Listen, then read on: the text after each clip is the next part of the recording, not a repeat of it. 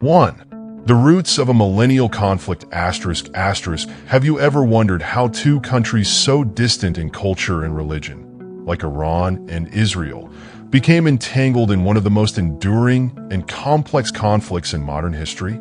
It seems almost ironic that these nations, which share such ancient roots, are today on opposing sides of a rivalry that, in the eyes of many, may have begun long before the establishment of either of these modern states. To understand this history, we need to go back in time, far beyond the recent events that dominate the headlines. We must traverse the desert of centuries and listen to the echoes of ancient prophecies, written when the world was still young and kingdoms like Babylon and Assyria dominated the landscape. Amid these empires, two peoples emerge. One, the chosen by God; the other, a powerful and mysterious empire destined to change the course of history. Ancient Persia, which we now know as Iran, is not just a distant neighbor of Israel. It played a crucial role in the survival of the Jewish people. Curious, isn't it? Persia, whose reputation for strength and dominance reverberated throughout the ancient world, was at one point an unexpected ally of the Jews. And it was precisely this king, Cyrus the Great, who, through an act that many consider miraculous, liberated the Jews from Babylonian captivity, allowing them to return to their land and rebuild Jerusalem. Imagine the scene: Jerusalem, in ruins, its walls torn down, the temple that once was Solomon's pride now nothing more than rubble. The Jewish people, after years in exile, carry with them not only nostalgia, but also a renewed faith. And at the heart of this movement of return and reconstruction stands not a prophet or priest, but a foreign, pagan king. Cyrus is described in the scriptures as God's anointed, a surprising metaphor for a ruler who did not even share the Jewish faith. His decree for the liberation of the Jews is more than a mere political act. It is seen as the direct fulfillment of ancient prophecies, transforming him into an almost messianic figure. But, like all great stories, this unlikely alliance between Persia and Israel carries with it a shadow. For, although Cyrus was generous to the Jews, the relationship between the two peoples would not always remain so. What seemed to be the beginning of a new era of cooperation would soon give way to uncertainties and distrust. And over time, these tensions would begin to bubble up again, like a dormant volcano. As the walls of Jerusalem were erected once more, the prophets began to foresee new dangers on the horizon. The return of the Jews to their homeland would not mark the end of their trials, but rather the beginning of a new phase, where former allies could turn into new enemies. After all, the history of Persia and Israel was far from ending there, and the unfolding of these events would soon intertwine with visions of destruction and redemption. And so, we turn our attention to the voices of the prophets, whose mysterious visions begin to reveal an even more complex destiny. 2. Persia and the chosen people asterisk asterisk. When Cyrus the Great opened the doors for the Jews to return to their land, he not only restored a people, but also initiated an unexpected alliance. However, alliances in the ancient world were as volatile as the sands of the desert. What seemed to be a golden age for the Jews, with the reconstruction of Jerusalem and the temple taking shape once again, its shadows moving in the background. The relationship between Persia and Israel, once so promising, was about to take an unexpected turn. As the Jews settled in their land and the temple began to rise again, a sense of security and prosperity hung in the air. Persia, the empire that had liberated the Jews, now played the role of protector. Yet, even in the brightest stories, there is always a subtext, something unsaid that, like a seed planted underground, slowly germinates until it breaks through the surface. Cyrus, in his grand gesture of allowing the Jews to return, was not only seeking to maintain order in his vast empire, but also to ensure the loyalty of a people strategically located between Persia and Egypt. However, this new era of prosperity instead of guaranteeing peace, began to fuel expectations and prophecies. Some Jews viewed Persian support as a divine blessing, the fulfillment of ancient promises. But others were starting to question, what would be Persia's true role in Israel's future? It was then that the voices of the prophets rose again, this time with tones of warning. In the book of Daniel, Persia appears as a great beast, symbolizing not only power, but also the danger that accompanies empires. The relationship between Cyrus and the Jewish people, which seemed so solid, began to be viewed with more cautious eyes. The prophetic visions, in their mysterious language full of symbolism, foreshadowed that the days of alliance might be numbered. Persia, in its grandeur, was not an ordinary empire. It was the cradle of a civilization with deep roots and powerful beliefs. And soon these same beliefs would clash with those of the people of Israel. As the Persian Empire expanded its borders, its influence also grew. But with this expansion came new tensions and political intrigues, both internal and external. And so, while the prophets continued to write their visions, something else began to stir in the background. The security provided by Persia was comfortable, but freedom always comes at a price. The Persian Empire, which had allowed the reconstruction of Jerusalem, was now starting to be seen as a possible threat to the identity of the Jewish people. Would Cyrus and his successors be true allies or merely temporary agents of a greater destiny? These doubts, as deep as the roots of the land, only foreshadowed the turbulent times to come. For while Persia seemed to be today's ally, the future would reveal whether it would remain on Israel's side or become a new Goliath. 3. The reconstruction of Jerusalem. An unlikely alliance ***, the sun of Jerusalem slowly rose over a city still in ruins, but filled with hope. With each new day, the sounds of hammers and chisels echoed through the streets as the Jewish people worked tirelessly to rebuild what seemed lost forever. There was something almost poetic about this vision. A city rising from the ashes like a phoenix, with its walls standing tall once again. At the heart of this movement was the reconstruction of the temple, the spiritual center of the nation, a symbol as powerful as the very soul of Israel. But there was a deeper truth there, something that went unnoticed by many. What seemed to be a simple effort of physical restoration was, in fact, the fulfillment of ancient prophecies. The reconstruction of the temple was more than stone upon stone. It was the realization of a divine promise. Who would have imagined that this journey back to glory would be made possible by the benevolence of a foreign king? Cyrus the Great had not only freed the Jews from exile, but had also financed part of the reconstruction. The gold and silver flowing into Jerusalem came directly from the Persian coffers. It's curious to think about it, isn't it?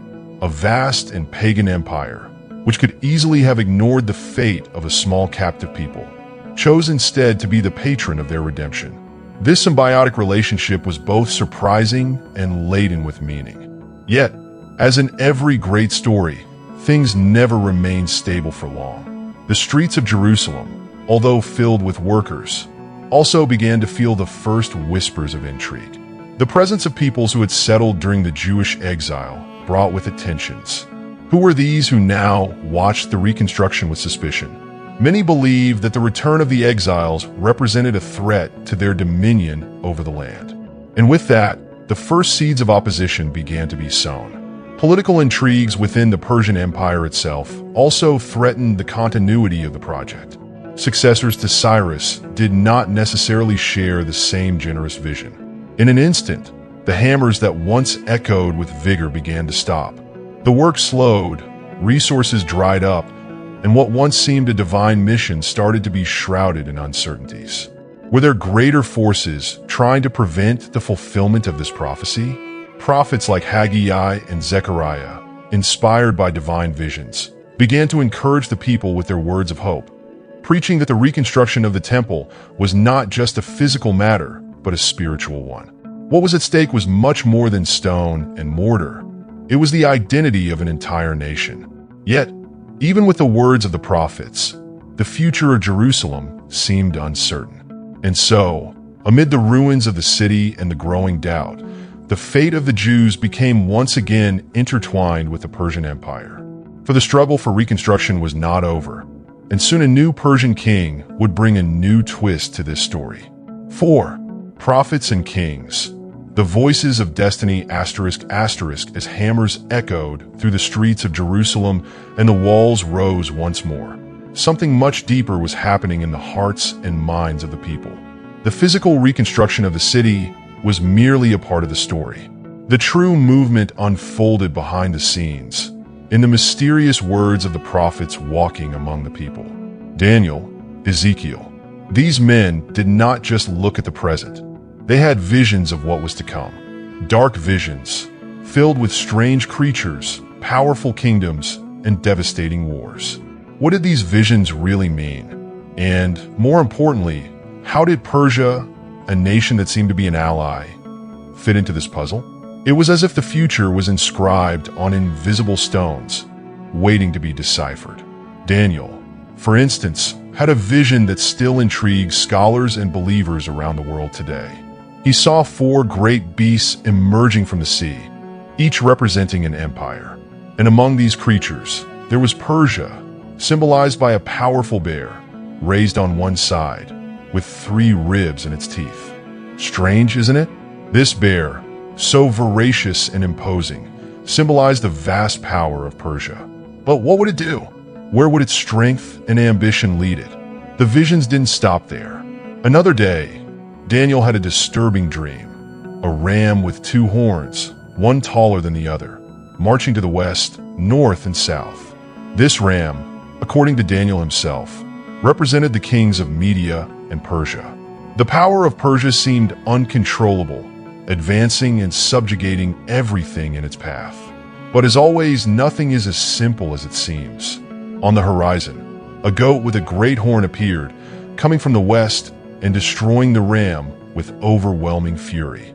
The omen was clear. The days of glory for Persia were numbered, and a new empire was about to emerge. The prophets, with their enigmatic metaphors and vivid imagery, warned about the future of Israel and Persia. The relationship between these two peoples, which seemed so promising, was already showing signs of change. And as the Jews celebrated their newly won freedom, the geopolitical landscape stirred in a dangerous dance. Each vision, each prophecy, sounded like a warning. What appeared to be an arrow of hope could very well be the prelude to new challenges, where former allies could quickly become enemies. And the words of the prophets echoed with strength, but also with a dose of irony. After all, Persia, which had once been the savior of the Jewish people, was destined to become a key player in a new cycle of conflicts. With each vision, the omen of something greater, perhaps a final confrontation among nations, became clearer. As Persia's destiny began to be outlined in the words of these prophets, a new power was rising in the shadows. The visions of Daniel and Ezekiel were setting the stage for a shift in the tides. The rise of another empire, a new force that would forever change the course of history. 5. The rise of Islam and the definitive break. The rise of Islam in the 7th century brought a profound and lasting transformation to ancient Persia, renamed Iran. With the fall of the Sasanian Empire, Iran was enveloped by the fervor of the new faith sweeping through the Middle East. As a result, the relationship between the Persians and the Jewish people began to metamorphose in unexpected ways. As Islam spread like an unstoppable wind across the lands of ancient Persia, the Jews, who had enjoyed relative security and even prosperity under Persian rule, faced a new reality. Now, under Muslim dominance, they were officially recognized as people of the book, which granted them certain protections but at the same time placed them in a delicate position. They were not equals, but rather a protected minority or dhimmi with restricted rights and under constant surveillance. The old alliance, once so strong, frayed as the Jews navigated the turbulent waters of a new religious and political order. Islamic Iran, now part of a vast caliphate, transformed into a cultural and religious mosaic that absorbed elements of ancient Persian, Zoroastrian traditions, and the new Muslim faith. The empire that had helped rebuild Jerusalem was now guided by different principles, further removed from the alliances that had once united the two nations. However, as always happens in times of change, hidden opportunities lay along the margins of this new reality. In the beginning, Muslim tolerance offered the Jews a chance to continue practicing their faith, as long as they stayed within the limits imposed by the new regime. Over the centuries, the Jews who remained in ancient Babylon, now part of Iran, found ways to thrive. It was during these years that Jewish rabbis produced a monumental Babylonian Talmud, a text that would profoundly influence the development of Judaism as we know it today. It was a sign that despite political and religious changes, the flame of the ancient alliance still burned, albeit in a more subtle form. But as the Jews tried to maintain their identity under the new order, Iran itself was undergoing profound changes. Islam not only transformed the religious landscape, but also the power dynamics. Over time, the Safavid dynasty would emerge, declaring Shi'ism as the official state religion, bringing a new layer of tension to the relationships between Iran and the rest of the Muslim world. And eventually with Israel, which did not yet exist as a state, but remained the focus of the hopes and prophecies of the Jewish people. And it is here that history begins to tilt toward a new chapter, a harbinger of future conflicts. The rise of Islam would not only shape the fate of Iran, but also prepare the ground for the inevitable clash that would occur centuries later. As Iran distanced itself from its ancient Zoroastrian roots and its historical alliances with the Jews, a new identity was forming, an identity that would, one day, confront the nascent state of Israel directly. This definitive break, however, was about to happen. As the 20th century dawned and nations were redrawn on the geopolitical map, the birth of Israel and the Iranian reaction would bring to light all the complexities of this ancient relationship, now marked by religious and political rivalries. 6. The birth of Israel and the Iranian reaction ***. It was the year 1948, and the Middle East was buzzing with the news that would echo through the following centuries. The birth of the State of Israel. The world was in shock, and many in the region were perplexed, unable to foresee what this new chapter would bring. Among the keen observers was Iran, then under the rule of Shah Mohammad Reza Pahlavi. He, along with his advisors, viewed the creation of this new state with pragmatism. However, contrary to what many might imagine, Iran was not immediately hostile to Israel. In fact, beneath the surface of strategic alliances and common interests, an unlikely relationship began to form. Iran, a predominantly Muslim nation, recognized Israel, a move that few of its Arab neighbors would dare to make. For the Shah, Israel represented an opportunity amid the rising tension between Arab countries and the Western world. The Shah saw in Israel a potential ally against the growing tide of Arab nationalism and the Soviet influence that was beginning to encircle the region like a storm about to break. And so, in the shadows of diplomacy, Israel and Iran cultivated a relationship that, although secretive, was mutually beneficial. Israel, in turn, assisted Iran with technical and military knowledge, while Iran provided vital oil to the young Jewish state. But, like a river that seems calm on the surface, deeper and more dangerous currents were forming beneath the water. Tensions in the Middle East continued to escalate, fueled by the resentment of many Arab countries that viewed the creation of Israel as a historical injustice. Iran, despite its discreet ties with Israel, was not immune to these pressures. The balance of power in the region began to sway, and continued support for the Jewish state placed the Shah in a delicate position, both with his Arab neighbors and with his own Muslim population. Then came the moment that would change everything. In 1979, the Islamic Revolution erupted in Iran. The Shah was overthrown, and a new regime, led by Ayatollah Khomeini, took power. It was as if the ground had trembled beneath Israel's feet. Overnight, Iran transformed from a secret ally into a fierce and declared enemy. The new Iranian regime viewed Israel not only as a geopolitical rival, but as the little Satan, an ideological enemy to be destroyed. This abrupt shift put the two nations on a collision course. Iran, now under Khomeini's religious leadership, adopted an aggressive stance against Israel, vowing to support the Palestinian cause and promote resistance against the Zionist oppressor. For Israel, the transformation of Iran into a radical Islamic republic brought a new type of threat. What had once been a pragmatic partnership quickly dissolved into distrust and open hostility. And it was in this new scenario that the seeds of modern conflict began to sprout. Iran began to support groups like Hezbollah in Lebanon and Hamas in Palestine, financing and arming their members in an indirect war against Israel. These groups, formed to resist Israel's presence in the region, became the instruments of a silent yet devastating war fought in shadows, borders, and heated words. Over time, this new phase of enmity between the two nations would evolve, moving from the battlefields of Lebanon to the secret laboratories of Iran's nuclear program.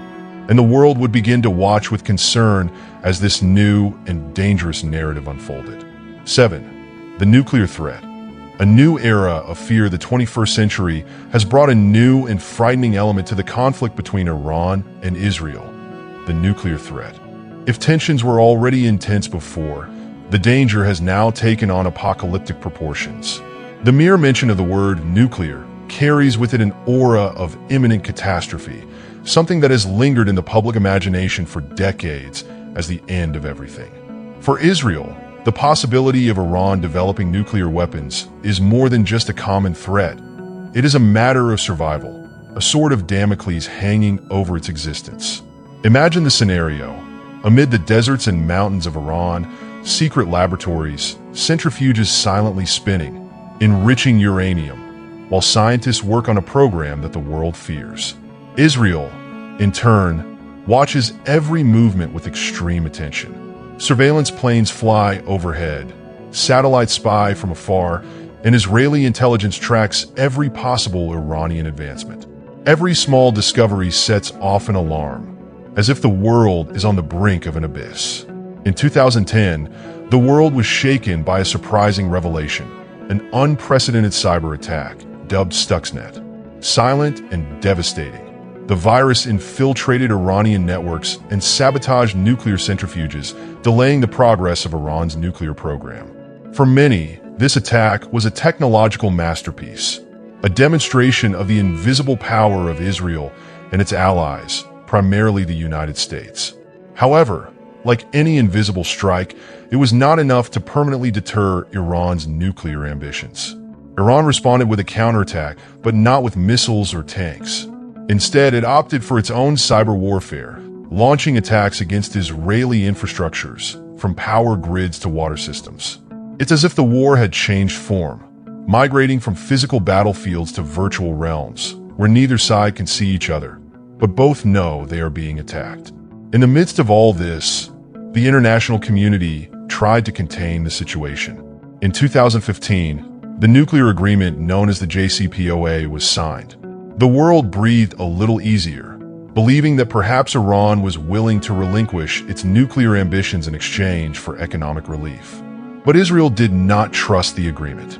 For them, Iran still kept its true intentions hidden in the shadows, waiting for the right moment to resume its plans. Then, in 2018, under Israel's watchful eye and explicit support, the United States withdrew from the agreement. Tensions rose again, like a flame that never completely goes out. Iran, in turn, began to distance itself from the terms of the agreement, enriching uranium once more, feeding fears of an imminent confrontation. Meanwhile, the power play continues. Israel, surrounded by enemies and feeling the weight of the Iranian threat, is not only dealing with Iran directly. The conflict takes on new forms through its allies, such as Hezbollah and Hamas, which keep Israel on constant alert. However, this proxy war, fought in the shadows, may just be the prelude to something larger. 8.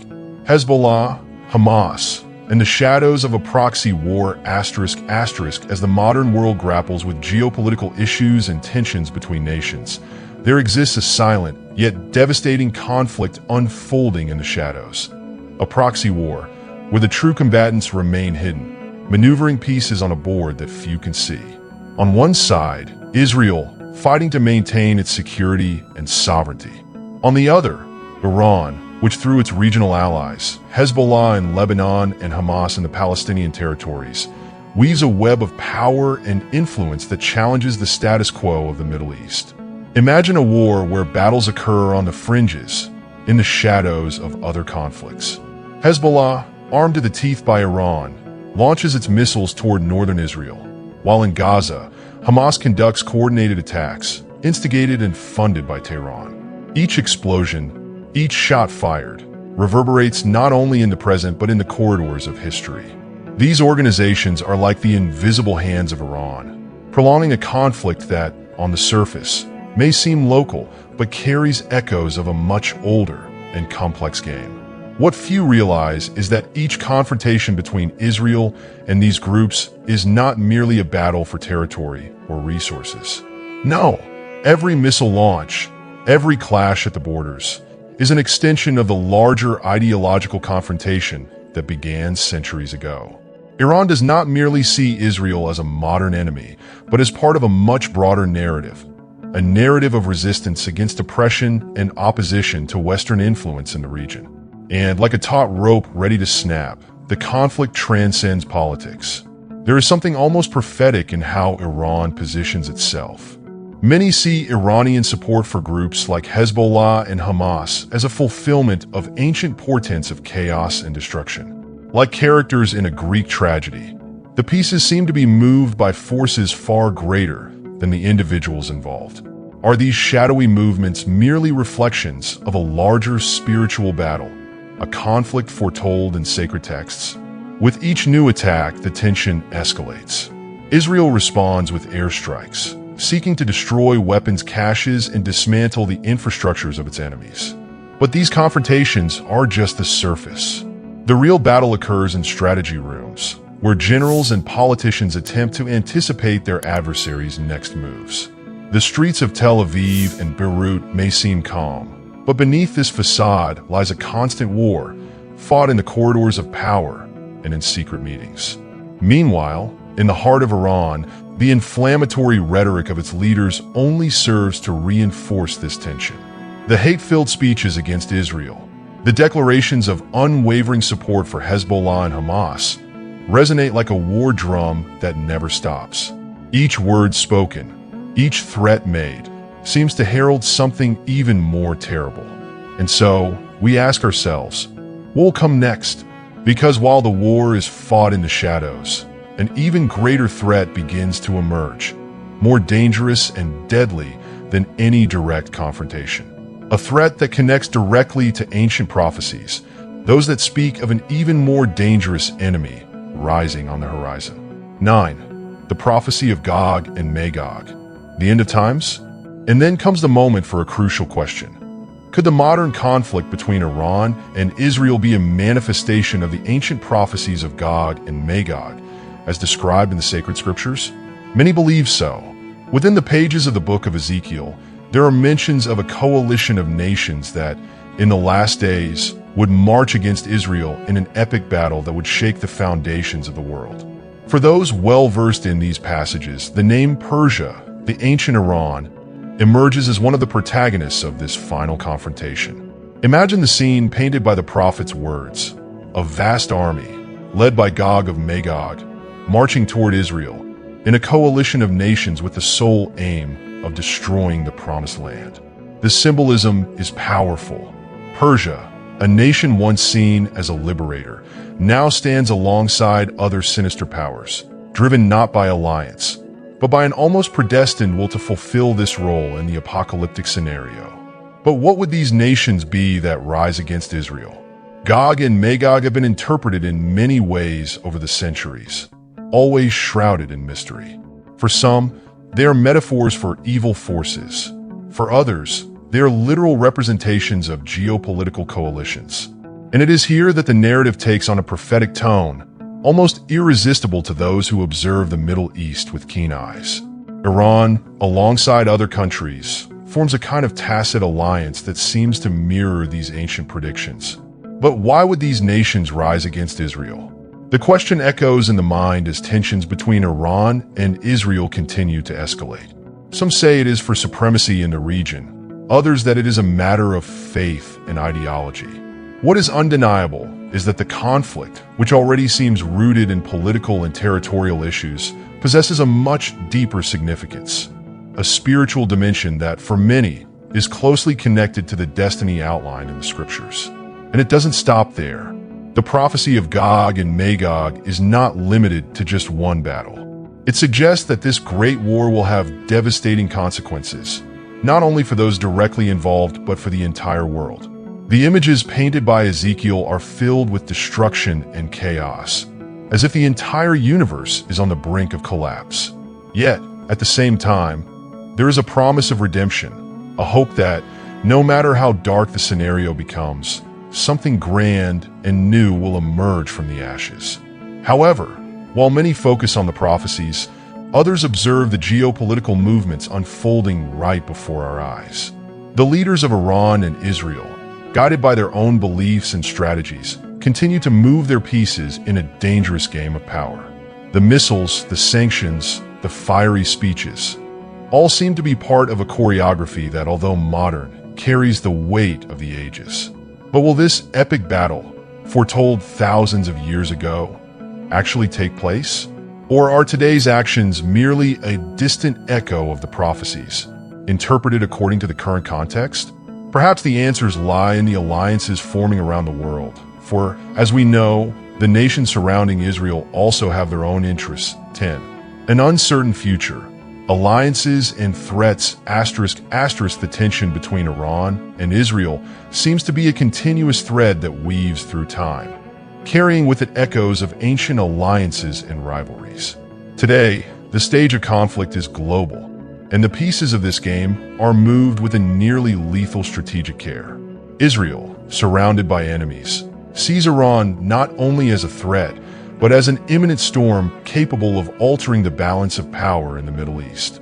Meanwhile, Iran seeks to establish its regional dominance, forging alliances and supporting groups like Hezbollah and Hamas, directly challenging Israeli security. In this tense scenario, the nuclear question hangs in the air like a sword of Damocles. Iran advances with its nuclear program, insisting that its intentions are peaceful, but Israel, attuned to the winds of history, perceives an existential danger looming. And who could blame them?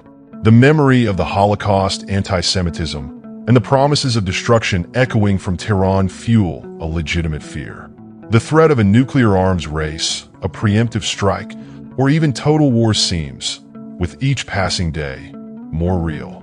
But this geopolitical dance is not confined to the borders of the Middle East. The board is global, and alliances are always shifting. Israel, taking advantage of the rifts between Iran and Sunni Arab countries like Saudi Arabia, seeks to form unlikely partnerships. It is almost poetic. In the attempt to confront a common enemy, old adversaries find reasons to cooperate. Secret negotiations, economic treaties, and the exchange of technology and intelligence become tools in this delicate balance of power. At the same time, Iran is also skillfully playing its cards. With increasingly close ties to powers like Russia and China, the country positions itself as a key player in a network of alliances that seeks to challenge Western hegemony. Each move, each diplomatic exchange, appears to be a calculated play in a chess game that could determine the future of the region, and perhaps the world. The stage is set, and the actors take the stage, each holding their cards with care. And amidst all this, there are the ancient words. The prophecies of Gog and Magog, those apocalyptic visions speaking of a great war against Israel, continue to reverberate in the minds of many. Are we witnessing the first signs of a final conflict? Or are these merely shadows of old stories, shaped by leaders who use them as justification for their ambitions? The line between symbolism and reality has never been so thin. With every move on the geopolitical board, the question remains, is the world moving towards the fulfillment of these prophecies? The impassioned speeches from both sides continue to stoke the flames.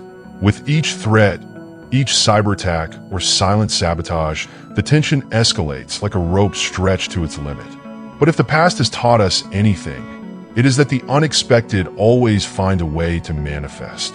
New alliances may form, new leaders may emerge, and perhaps a path to peace can arise from the shadows of this seemingly intractable conflict. But what does the future truly hold for these two ancient rivals? If you enjoyed learning a bit more about this intriguing and complex story involving Iran and Israel, don't forget to like and subscribe to the channel. This helps me continue bringing more deep and reflective content about spirituality and biblical characters. Share with anyone you think might also be interested in these amazing stories. And I'll see you in the next video.